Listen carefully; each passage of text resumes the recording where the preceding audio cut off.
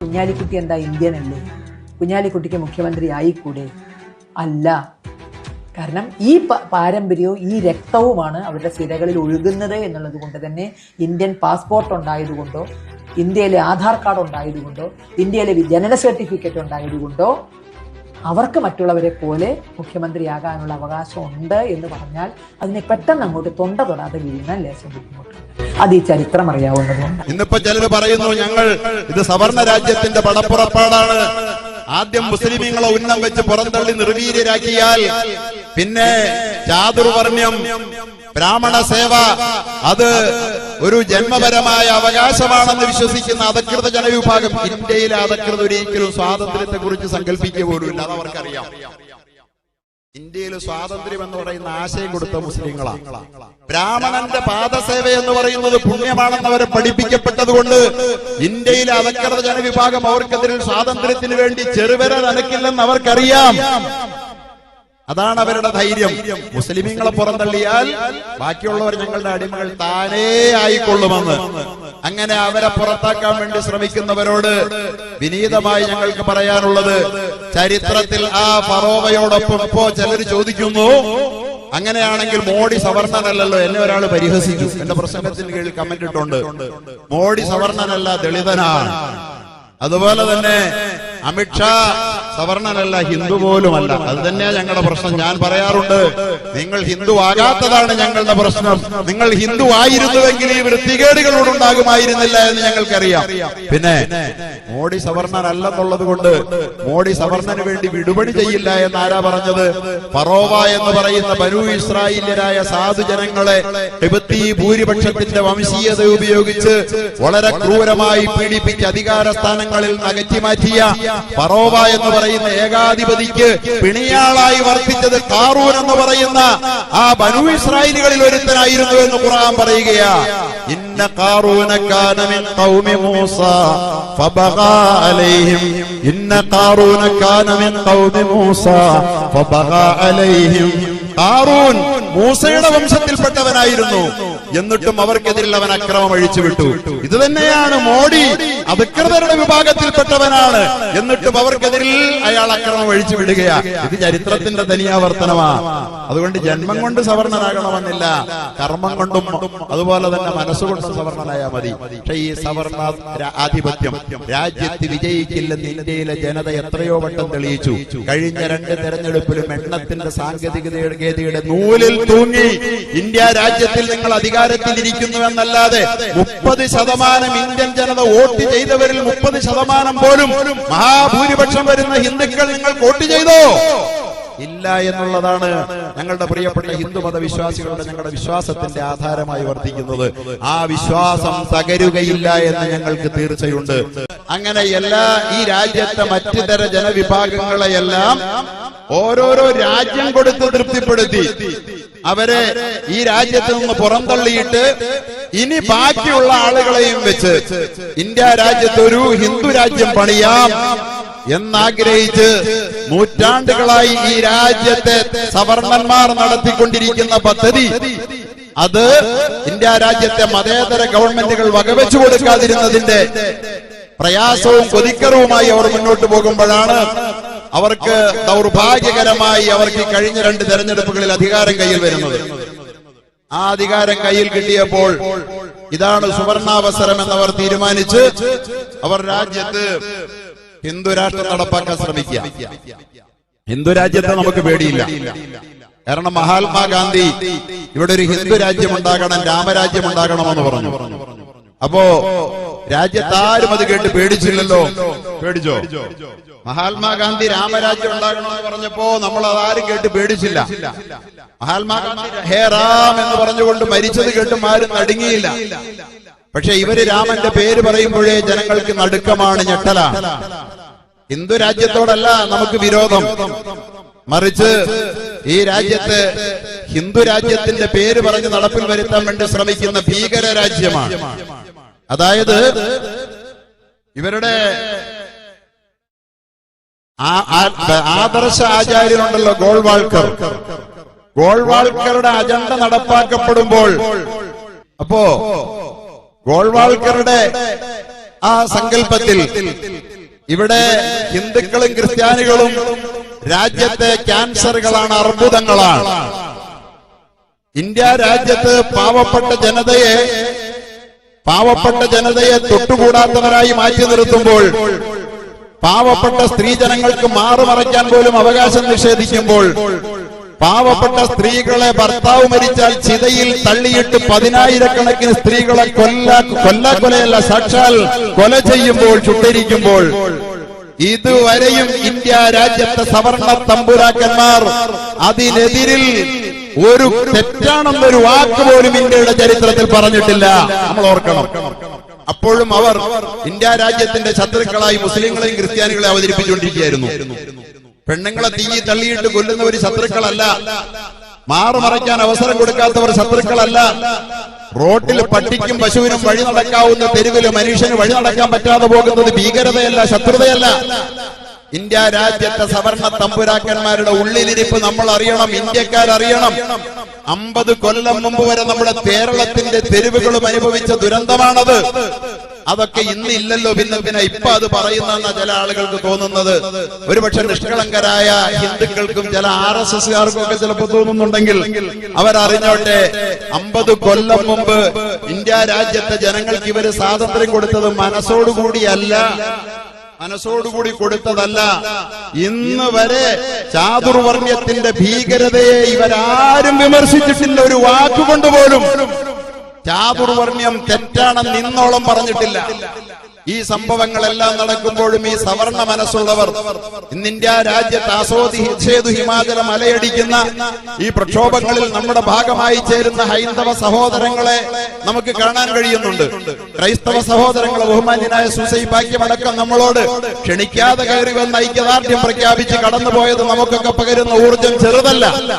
അതൊക്കെ ചെയ്യുമ്പോഴും ഇന്നും സവർണന്മാർ ഇതിനെതിരിൽ അരവാക്ക് മിണ്ടുന്നില്ല എന്നുള്ളത് നിങ്ങൾ കാണണം. കാരണം എല്ലാ മതങ്ങളെയും ഈ രാജ്യത്ത് നിന്ന് പുറന്തള്ളി ഈ രാജ്യത്ത് ഒരു സവർണ രാജ്യം കെട്ടിപ്പടുക്കാനുള്ള നൂറ്റാണ്ടുകളുടെ അജണ്ട സാക്ഷാത്കരിക്കുന്ന നിമിഷങ്ങൾ അവരിന്നും സ്വപ്നം കാണുകയാണ്, അവരിന്നും സ്വപ്നം കണ്ടു കഴിയുകയാണ്.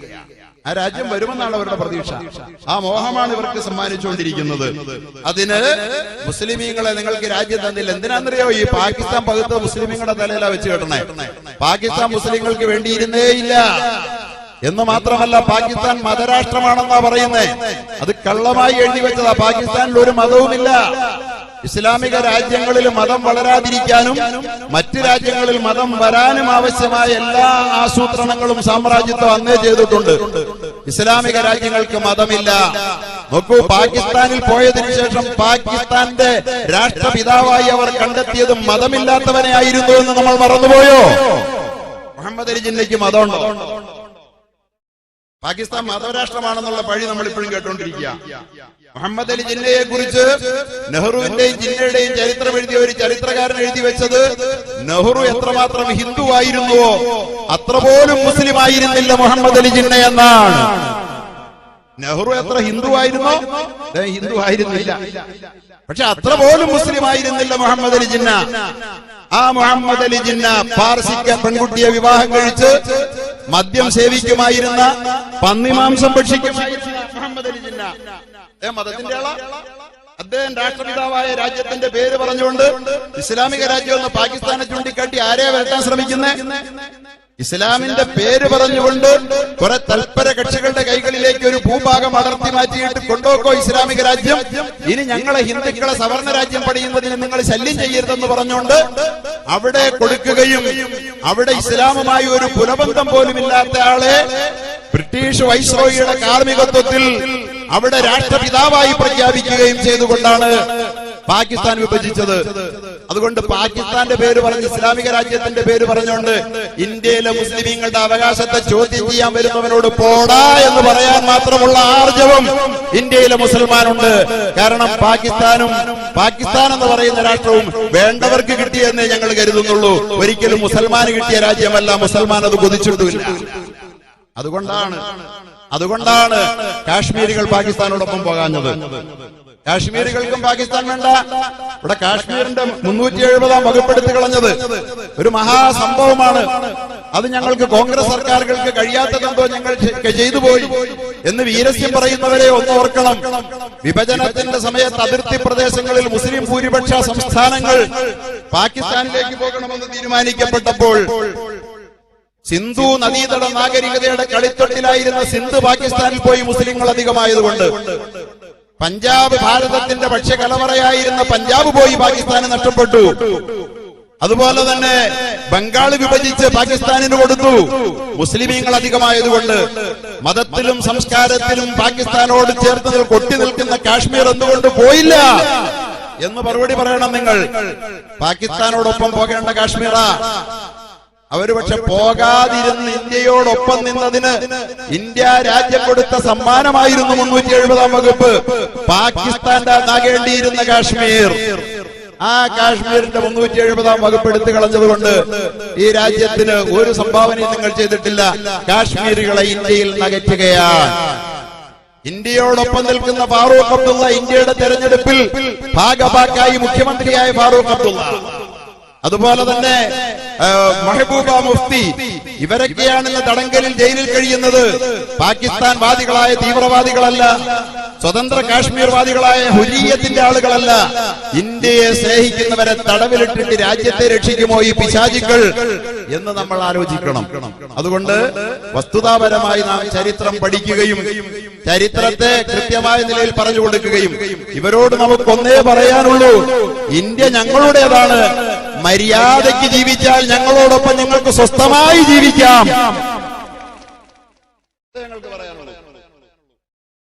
ഞങ്ങൾ അങ്ങനെയാണ്. 1000 ആണ്ട് ഭരിച്ചുള്ള മുസ്ലിങ്ങള്, ഞാൻ പറഞ്ഞല്ലോ ചരിത്രം മുഴുവൻ അങ്ങനെയാ. ആദം നബി വന്നു, ആദമി എന്നാണ് ഇന്ത്യയിൽ മാത്രം മനുഷ്യരെ പറയുന്നത്.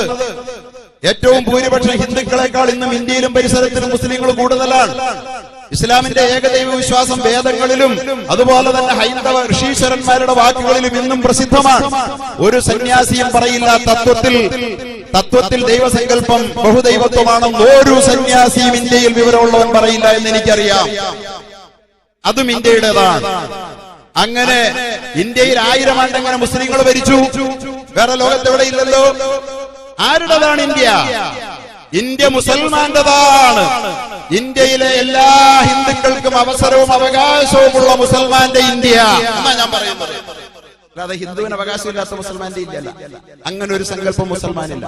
1000 ആണ്ട് ഭരിച്ചപ്പോഴും അവരാരും ഇന്ത്യയിലെ ഹിന്ദുവിനോട് തീറ്റി പുറത്തു പോടാ എന്ന് പറഞ്ഞില്ലല്ലോ.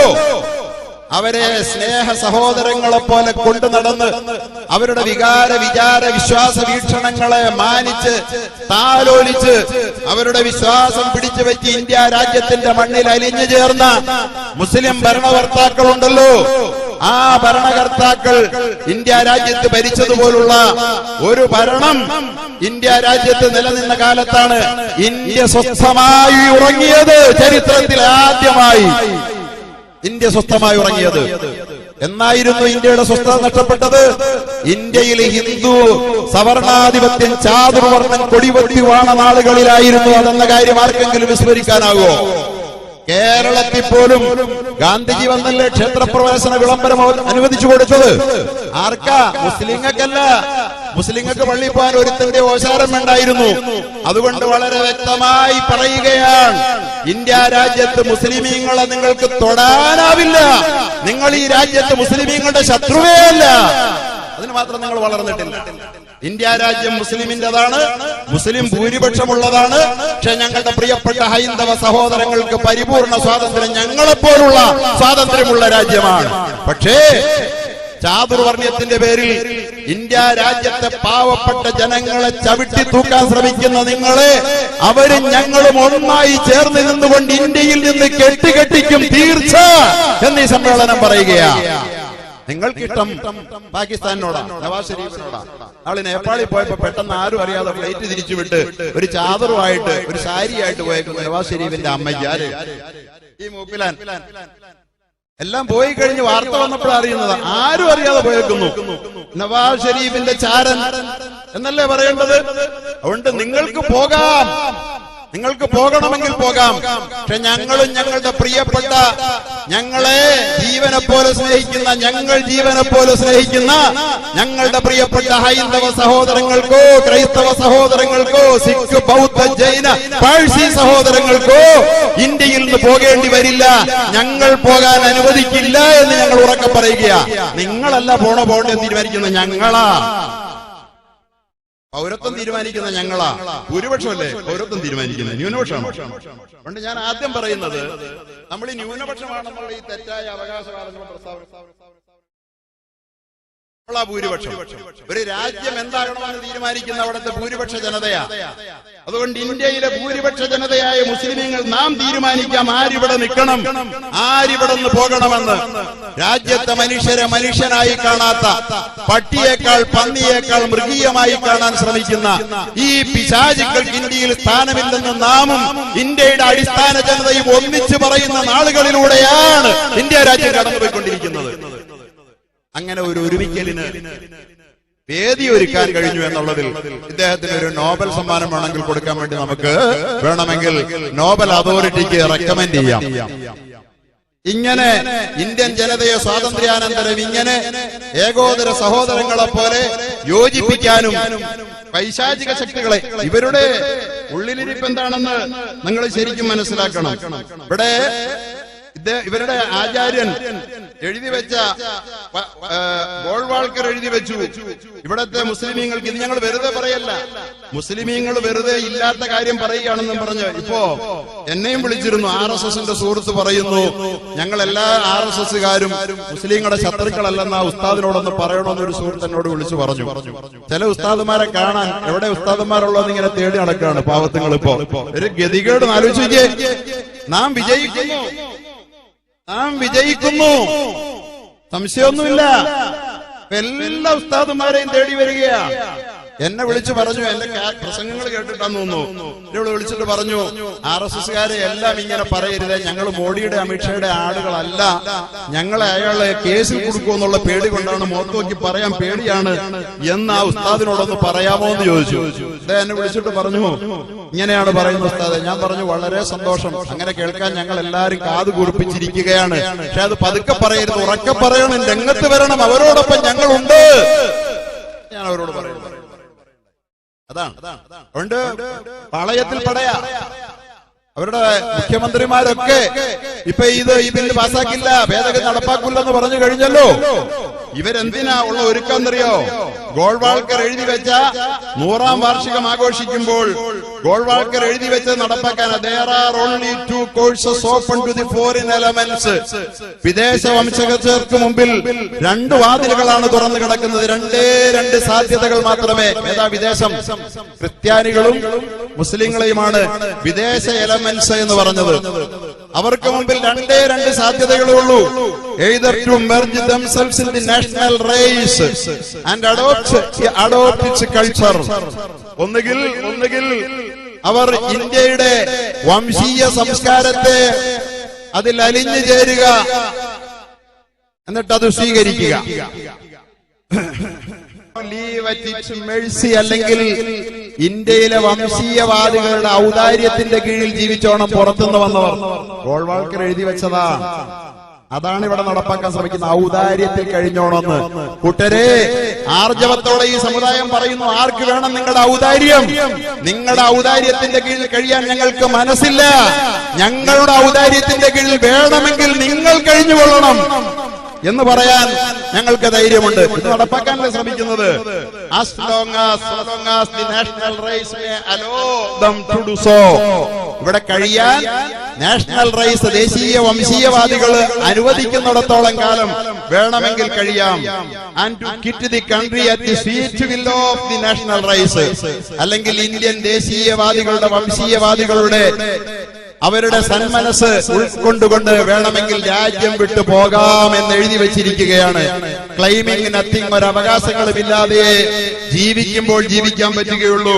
Deserving no privileges even citizenship, ഒരാനുകൂല്യങ്ങളും പ്രതീക്ഷിക്കേണ്ട പൗരത്വവും എന്ന് എഴുതി വെച്ചത് നടപ്പാക്കാൻ വേണ്ടി ശ്രമിക്കുന്നതാണിത്. അത് മോഹമാണ്. അതാണ് മോഹം. പക്ഷെ നടപ്പാകാത്ത മോഹം മാത്രമാണ് എന്ന് മാത്രമേ നമ്മൾ ഇപ്പോൾ പറയാൻ ആഗ്രഹിക്കുന്നുള്ളൂ. അതുകൊണ്ട് ഇന്ത്യ രാജ്യത്തെ മതജാതി ഭിന്നതകൾക്ക് അതീതമായി ഇന്ത്യയെ സ്നേഹിക്കുന്ന, നോക്കൂ, രാജ്യത്തെ ജനം ആഗ്രഹിക്കുന്നത് ബഹുമാന്യനായ ഉസ്താദ് സൂചിപ്പിച്ചതുപോലെ സമാധാനമല്ലേ? ഒരു ഭരണാധികാരി ജനങ്ങൾക്ക് നൽകേണ്ടത് എന്താ? സന്തോഷവും സമാധാനവും. ക്രമസമാധാന ഭംഗമുണ്ടായാൽ അത് തീർത്ത് ക്രമസമാധാന ഭദ്രത ഉറപ്പുവരുത്തേണ്ട ഭരണാധികാരികൾ ക്രമസമാധാന ലംഘനത്തിന് നേതൃത്വം നൽകുകയാണ്. കലാപം സൃഷ്ടിക്കുന്നു ഭരണകൂടം. കലാപം ഭരണകൂടം സൃഷ്ടിച്ചാൽ പറ്റില്ലെന്ന് നമുക്ക് പറയണം. ഞങ്ങളുടെ രാജ്യത്തെ എല്ലാ മതേതര പ്രസ്ഥാനങ്ങളും ഞങ്ങളുടെ ജനപ്രതിനിധികളും എല്ലാം ഞങ്ങളുമായി ഇന്ന് കൈകോർത്ത് നിങ്ങളെ പുറന്തള്ളാൻ ഒരുമിച്ച് ഒറ്റക്കെട്ടായി രംഗത്തുണ്ടെന്ന് നിങ്ങൾ ഓർത്തുകൊള്ളുക. എണ്ണപ്പെട്ടിരിക്കുന്നു നിങ്ങളുടെ നാളുകൾ എന്ന കാര്യത്തിൽ തർക്കമില്ല. നിങ്ങളുടെ നാളുകൾ എണ്ണപ്പെട്ടതാണ്. അക്രമികളായ ഭരണാധികാരികളുടെ കഥ ഇവിടെ പറയുകയുണ്ടായി. ഹിറ്റ്ലർ എത്ര ഭീകരനായിരുന്നു! 60 ലക്ഷം ജൂതന്മാരെ ഗ്യാസ് ചേംബറിൽ ചുട്ടുപൊരിച്ചെടുത്ത മനുഷ്യൻ അവസാനം തിരുനെറ്റിയിൽ നിറയൊഴിച്ച് യമപുരി പൂകേണ്ടി വന്നതാണ് ചരിത്രമെങ്കിൽ, ഹിറ്റ്ലറിലും മുസോളിനിയിലും ജർമ്മനിയിലും ഇറ്റലിയിലും നമുക്ക് പഠിക്കാൻ ഏറെ പാഠമുണ്ടെന്ന് പറഞ്ഞു വെച്ച ഗോൾവാൾക്കർ എന്ന് പറയുന്ന സൈദ്ധാന്തികന്റെ പിൻഗാമികളെ, അദ്ദേഹം നിങ്ങൾക്ക് വാങ്ങിത്തരാൻ പോകുന്നതും ഹിറ്റ്ലറുടെ ചരിത്രം തന്നെയാണ്, അതിന്റെ ആവർത്തനം തന്നെയാണ്. മുസോളിനിയെ നടുറോട്ടിൽ ജനം തല്ലിക്കൊന്നു. അങ്ങനെ ഒന്നും നമ്മുടെ ഭരണാധികാരികൾക്ക് വരാതിരിക്കുമാറാകട്ടെ എന്ന് ഞങ്ങളും നിങ്ങൾക്ക് വേണ്ടി പ്രാർത്ഥിക്കുകയാണ്. കാരണം ഈ രാജ്യത്തെ ജനക്ഷോഭം കാണുമ്പോൾ അതൊക്കെ സംഭവിച്ചു പോകുമോ എന്ന് ഞങ്ങൾക്ക് പേടിയുണ്ട്. അതുകൊണ്ട് നിങ്ങളുടെയൊക്കെ തലതൊട്ടപ്പനായിരുന്ന ഒരു ഭിന്നിപ്പിച്ച് ഭരിക്കലിന്റെ ഒരു ആചാര്യനുണ്ടായിരുന്നു ചരിത്രത്തിൽ. അവന്റെ പേര് ഫറോവ എന്നാണ്. ഈജിപ്തിൽ ഒരുപാട് പിരമിഡുകൾ പണിതുകൂട്ടി തന്റെ സ്മരണകൾ ചിരസ്ഥായിയാകണമെന്ന് ആഗ്രഹിച്ച ലോകത്തെ എക്കാലത്തെയും ഭീകരനായ ഭരണാധികാരി ഫറവോൻ, അവനും അവനോടൊപ്പമുള്ള ആളുകളും